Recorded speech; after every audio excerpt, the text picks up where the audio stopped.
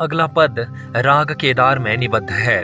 इस पद में उद्धव मथुरा लौटकर कृष्ण को ब्रज के लोगों के व्यवहार के विषय में बताते हैं और उन्हें समझाने में अपनी असमर्थता को भी प्रकट करते हैं।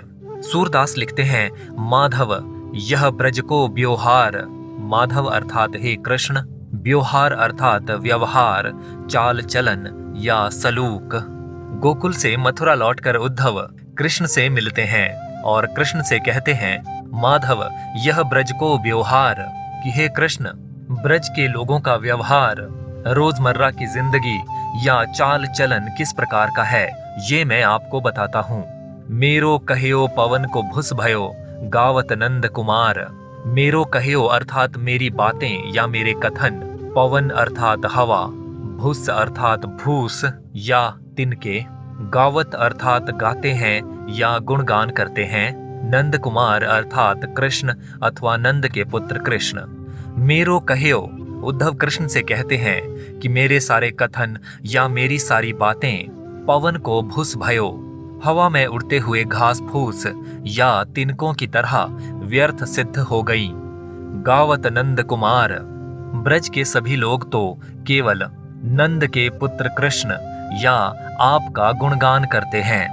उद्धव कृष्ण से कहना चाहते हैं कि ब्रज के सभी लोग तो केवल कृष्ण को याद करते हैं और उनके गुणों और उनकी लीलाओं का गायन करते हैं। उनके सामने निर्गुण ईश्वर और योग साधना से संबंधित मेरी सारी बातें इस प्रकार व्यर्थ और महत्वहीन सिद्ध हो गईं, जिस प्रकार आंधी में उड़ते हुए तिनके व्यर्थ और महत्वहीन होते हैं। पवन को भुस शब्दों के माध्यम से आंधी का तिनका मुहावरे का प्रयोग किया गया है। भुस भयो में अनुप्रास अलंकार है। आगे उद्धव स्पष्ट करते हैं कि ब्रज के लोग या गोपियां कृष्ण को किस प्रकार याद करती हैं। एक ग्वारी गोधन लरेंगती, एक लकुट कर लेती। ग्वारी अर्थात ग्वालिन या गोपी, गोधन अर्थात गायें या बहुत से पशु, रेंगती अर्थात घूमती या चलती, लकुट अर्थात लाठी या छड़ी, कर लेती अर्थात हाथ में लेती है। एक ग्वारी गोधन लरेंगती, उद्धव कृष्ण से कहते हैं कि वहां ब्रज में कोई एक गोपी आपकी तरह गायों या पशुओं को चराती हुई घूमती है। एक लकुट कर लेती, और एक कोई दूसरी गोपी अपने हाथ में लाठी या छड़ी ले लेती है। यहाँ उद्धव कृष्ण को बताना चाहते हैं कि ब्रज में गोपियां उन्हें याद करते हुए किस प्रकार उनकी ही तरह गायों को चराती हैं और हाथ में उनकी ही तरह लाठी ले लेती हैं। ग्वारी गोधन में ग की आवृत्ति होने के कारण अनुप्रास अलंकार है। एक मंडली करी बैठारती, छाक बांटी कह देती। मंडली अर्थात गोलाकार बैठे हुए लोग या लोगों का समूह। करी अर्थात बनाकर, बैठारती अर्थात बिठाती है। छाक अर्थात दोपहर का खाना या दूध दही माखन आदि। एक मंडली करी बैठारती, उद्धव कृष्ण से कहते हैं कि कोई एक गोपी दूसरी गोपियों का झुंड बनाकर उन्हें गोलाकार बिठा देती है। छाक बांटी कह देती, और उन सबको भोजन या खाने पीने की अन्य सामग्री बांट कर देती है। एक ग्वारी नटवर बहुलीला, एक कर्म गुण गावती। ग्वारी अर्थात ग्वालिन या गोपी, नटवर अर्थात कृष्ण, बहु अर्थात अनेक, लीला अर्थात क्रीड़ाएं या अनेक प्रकार के असाधारण और अलौकिक कार्य, कर्म अर्थात कार्य या गतिविधियां, गुण अर्थात व्यक्तित्व की विशेषताएं, गावती अर्थात गाती है या बखान करती है। एक ग्वारी नटवर बहुलीला, उद्धव कहते हैं कि उनमें से कोई एक गोपी नटवर कृष्ण की अथवा आपकी अनेक प्रकार की अलौकिक लीलाओं या अनेक प्रकार की असाधारण क्रीड़ाओं का वर्णन करती है। एक कर्म गुण गावती, और उनमें से कोई एक गोपी आपके अनेक प्रकार के कर्मों और आपके गुणों अथवा आपके व्यक्तित्व की विशेषताओं का बखान करती है या गीत के रूप में आपके कर्मों और गुणों का गायन करती है। यहाँ गुण गावती में अनुप्रास अलंकार है। यहाँ पर उद्धव कृष्ण को बता रहे हैं कि किस प्रकार कृष्ण ब्रज के लोगों और गोपियों की यादों में बसे हैं और किस प्रकार उनके रोजमर्रा के जीवन का हिस्सा बने हुए हैं। गोपियां तो कृष्ण से इतने गहरे तौर पर जुड़ी हुई हैं कि वे कृष्ण की ही तरह गाय चराते हुए घूमती हैं, कृष्ण की ही तरह आपस में भोजन बांटती हैं और कृष्ण की लीलाओं, उनके कार्यों और उनके गुणों का बखान करती रहती हैं। कोटि भांति कै मैं समुझाई, नेकु न उर में ल्यावती।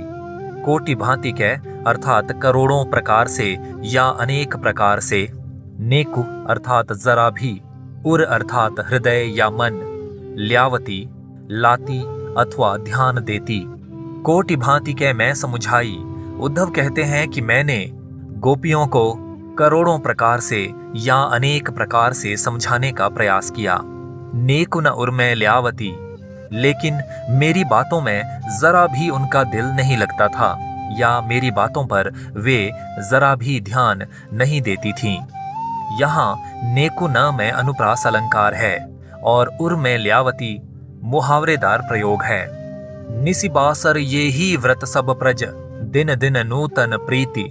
निसिबासर अर्थात रात और दिन, व्रत अर्थात संकल्प या कटिबद्धता, प्रज अर्थात प्रजा या लोग, दिन दिन अर्थात प्रतिदिन या समय बीतने के साथ, नूतन अर्थात नई, प्रीति अर्थात प्रेम या स्नेह। निसिबासर ये ही व्रत सब प्रज, उद्धव कहते हैं कि ब्रज के सभी लोग या ब्रज की सारी प्रजा रात और दिन आपको ही याद करने का संकल्प किए बैठी है। दिन दिन नूतन प्रीति, और प्रतिदिन आपके प्रति उनका प्रेम नया अथवा गहरा या प्रगाढ़ होता चला जाता है। यहाँ उद्धव कहना चाहते हैं कि समय बीतने के साथ लोग एक दूसरे को भूल जाते हैं, लेकिन ब्रज में उल्टी ही धारा बह रही है। ब्रज में सभी लोगों ने मानो रात और दिन कृष्ण को याद करने की कसम खा रखी है और समय बीतने के साथ साथ उनका प्रेम फीका नहीं पड़ता बल्कि और ज्यादा गहरा होता चला जाता है। यहाँ दिन दिन में पुनरुक्ति अलंकार है। सूर सकल फीको लागत है, देखत वह रसरीति। सकल अर्थात सब कुछ, फीको अर्थात रूखा या रसहीन, रसरीति अर्थात आनंददायी जीवन शैली। सूर सकल फीको लागत है। सूरदास वर्णन करते हैं कि उद्धव कृष्ण से कहते हैं कि मुझे सब कुछ रूखा और रसहीन लगने लगा है। देखत वह रसरीति, जब से मैंने ब्रज के लोगों की आनंददायी जीवन शैली देखी है। उद्धव कहना चाहते हैं कि ब्रज के लोग रात और दिन भक्ति तथा प्रेम के रस में डूबे हुए हैं, इसलिए उनका जीवन आनंद से भरा हुआ है। उनके व्यवहार, उनके चाल चलन और उनके रसपूर्ण जीवन को देखकर अब मुझे सारा संसार रूखा, फीका या रसहीन लगने लगा है। यहाँ सूर सकल में अनुप्रास अलंकार है। इस पद में भी तत्सम और तद्भव शब्दों से युक्त साहित्यिक ब्रज भाषा का प्रयोग किया गया है। अनुप्रास और पुनरुक्ति प्रमुख अलंकार हैं। प्रसाद और माधुर्य गुण हैं। संवाद शैली का प्रयोग है। पूरे पद में संगीतात्मकता है। इस पद में गोपियों द्वारा कृष्ण का अभिनय करके उन्हें याद करने और उन्हें निरंतर याद रखने का वर्णन किया गया है। निर्गुण पर सगुण की विजय दर्शाई गई है, अथवा ज्ञान से अधिक महत्व भक्ति और प्रेम को दिया गया है। उद्धव के हृदय परिवर्तन की ओर भी संकेत किया गया है।